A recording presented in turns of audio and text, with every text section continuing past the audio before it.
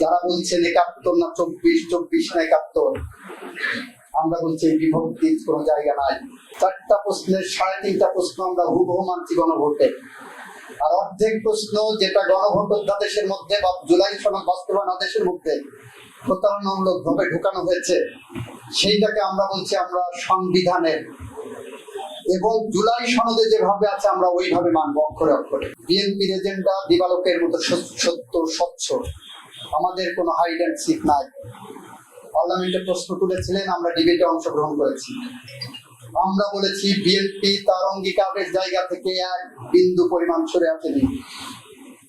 BNP July সনদকে ধারণ করে, BNP ধমনীতে July সনদ। বিএনপি বিশ্বাস করে জুলাই সনদ যেমন বিপ্লবীদের, অভ্যুত্থানকারীদের রক্তে লেখা, ঠিক সেই জুলাই সনদের পিছনে আরো বেশি ১৩, ১৭ বছর, ১৬ বছরের গল্প আছে, যে গল্পের নায়কেরা ৪,৫০০-এর মতো ক্রস ফায়ারের শিকার হওয়া মানুষ, যে গল্পের নায়কেরা ৭০০ গুম হওয়ার পরিবার বা গুম হওয়ার সদস্যরা, যে গল্পের নায়কেরা ৬০ লক্ষের উপরে বিএনপি নেতা কর্মীরা, যে গল্পের নায়কেরা মাঠ ঘাট খাল বিল পেরিয়ে গত ১৬ বছরের স্বৈরাচার বিরোধী সংগ্রামের আস্ফল দখল করেছিল। আমি স্পষ্টভাবে বলেছি, যারা বলছেন ৭১ না ২৪, ২৪ না ৭১, আমরা বলছি এই বিভক্তির কোনো জায়গা নাই।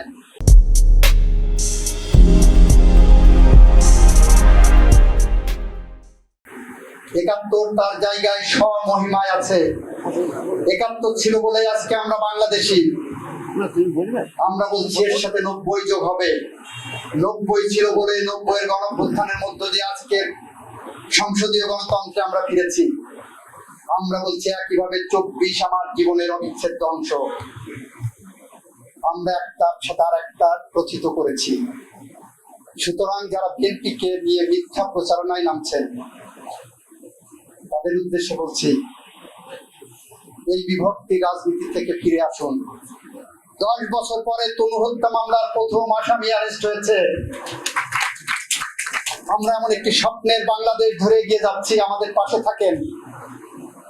একটি গণঅভ্যুত্থান পূর্ব উত্তর বাংলাদেশে আমরা যে পরিস্থিতিতে এসেছি, একদিকে অর্থনৈতিক ভাবে অলরেডি ঝুঁকির মধ্যে ছিল, তারপরে যুদ্ধ শুরু হয়েছে।